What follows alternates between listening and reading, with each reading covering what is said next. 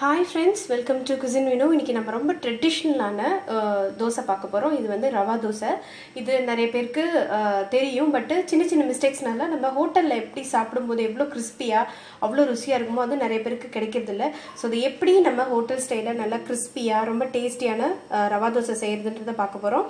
அதுக்கு முன்னாடி இந்த சேனலுக்கு புதுசா யாராவது வந்திருந்தீங்கன்னா ப்ளீஸ் இந்த வீடியோ கீழே தெரியுற சப்ஸ்கிரைப் பட்டனை கிளிக் பண்ணுங்க, பக்கத்துல இருக்க பெல் ஐக்கானையும் மறக்காம கிளிக் பண்ணுங்க. அப்பதான் நான் எந்த வீடியோ போட்டாலும் உங்களுக்கு உடனே அப்டேட் ஆகும்.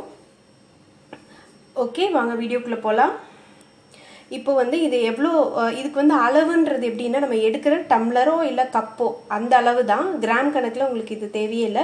இப்போ இந்த மாதிரி ஒரு டம்ளரில் நீங்கள் ஒரு டம்ளர் ரவா எடுத்தீங்கன்னா அதே டம்ளரில் அதே அளவுக்கு ஈக்குவலாக நீங்கள் ஒரு 100 கிராம் எடுத்தாலும் சரி, 200 கிராம் எடுத்தாலும் சரி, 100 கிராம்ஸ் ரவானா 100 கிராம்ஸ் ரைஸ் ஃப்ளார் போட்டுக்கோங்க, அது அரிசி மாவு போட்டுக்கோங்க.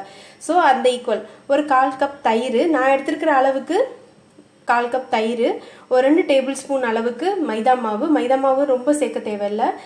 அது வந்து ஒரு எல்லாத்தையும் ஒன்று சேர்க்கறதுக்காக தான் நம்ம இந்த மைதா மாவுக்கு வந்து போடுறோம். அது ரொம்ப போட்டிங்கன்னா ரொம்ப வந்து என்ன சொல்கிறது, ரொம்ப சாஃப்டாக இருக்கும், ரொம்ப அடை மாதிரி வந்துடும். அதனால தான் கொஞ்சம் கருவேப்பிலையை ரஃப்லி ரொம்ப குட்டி குட்டியாக கட் பண்ணி வச்சுக்கோங்க.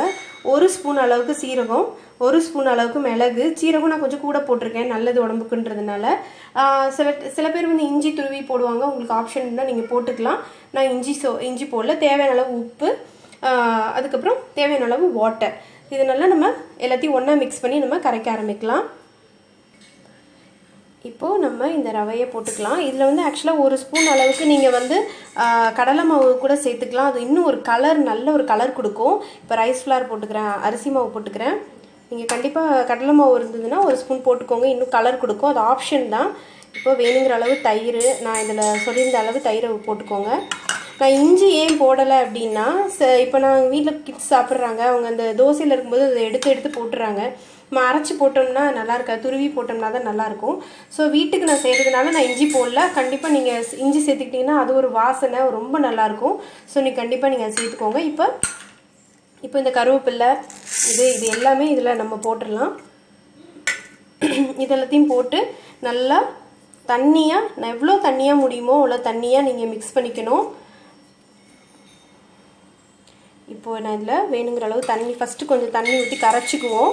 அதுக்கப்புறமா சால்ட்டை நம்ம லாஸ்ட்டாக சேர்த்துக்கலாம். மறுபடியும் நான் சொல்கிறேன், கடலை மாவும் இஞ்சியும் வந்து ஆப்ஷன்.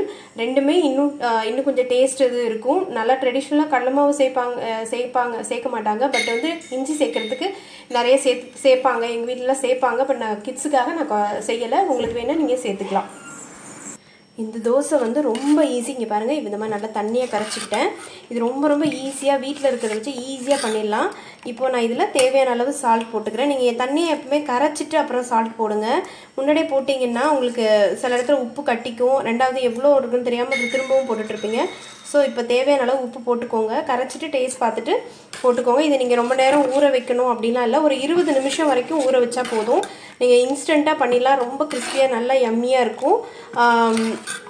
ஒருவேளை இஞ்சி பிடிக்கிறவங்க அப்படி போடுறீங்க, நல்லா துருவியே போட்டுக்கோங்க, கட் பண்ணி போடாதீங்க. தோசை ஊற்றும் போது அது கொஞ்சம் வந்து சரியாக வராது, அதனால சொல்கிறேன். இப்போ அது நல்லா ஒரு 20 நிமிஷம் ஊறட்டும், அப்புறம் நான் தோசை வாத்துட்டு சொல்கிறேன். இதுக்கு சைட் டிஷ் பார்த்தீங்கன்னா தேங்காய் சட்னி, தக்காளி சட்னி எது வேணாலும் நல்லாயிருக்கும். நான் சொன்ன ப்ரொபோர்ஷன் படி நீங்கள் கரெக்டாக ரவா அண்டு அரிசி மாவு, இந்த மைதா, தயிர் எல்லாம் கரெக்டான ப்ரொபோர்ஷனில் சேர்த்திங்கன்னா உங்களுக்கு ரொம்ப சூப்பரான தோசை கிடைக்கும். அதே போல் தயிர் வந்து நான் போட்ட அளவுக்கு அந்த 1/4 கப் சேர்த்துருக்கேன். நீங்கள் கூட போடும்போது அதுக்கு தகுந்த மாதிரி நீங்கள் அட்ஜஸ்ட் பண்ணி போட்டுக்கோங்க. இப்போ இது நல்லா ஊறட்டும். பாருங்கள், இப்போது நல்லா 20 நிமிஷம் ஆயிடுச்சு. இந்த மாதிரி நல்லா தண்ணியாகவே கரைச்சிக்கோங்க. கொஞ்சம் திக்காக இருந்தாலும் இது உங்களுக்கு கொஞ்சம் மொத்தி டேஸ்ட் நல்லாயிருக்கும், பட் கொஞ்சம் அந்த கிறிஸ்பினஸ் கிடைக்காது. அதனால அந்த மாதிரி கரைச்சிக்கோங்க. இப்போ நான் அந்த தோசை உங்களுக்கு ஒன்று போட்டு காட்டுறேன்.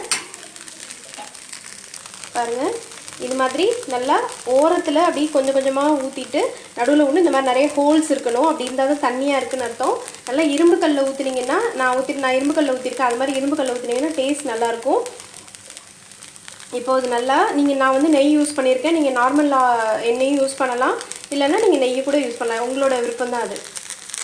பாருங்கள், இந்த மாதிரி நல்ல ஒரு கோல்டன் கலர், இந்த கேமராவில் எப்படி இருக்குது, இது ஆக்சுவலாக நல்ல கோல்டன் கலரில் இந்த மாதிரி வந்தோடனே இன்னொரு பக்கம் திருப்பி போடுங்க. நல்லா கிறிஸ்பியாக அளவுக்கு விடுங்க, ரொம்ப கரிஞ்சிராமல் மீடியம் ஹீட்டில் வச்சு குக் பண்ணுங்கள்.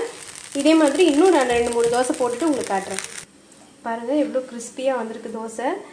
இங்கே பாருங்கள் நான் காட்டுறேன், எவ்வளோ கிறிஸ்பியாக நான் உங்களுக்கு உடச்சி காட்டுறேன்.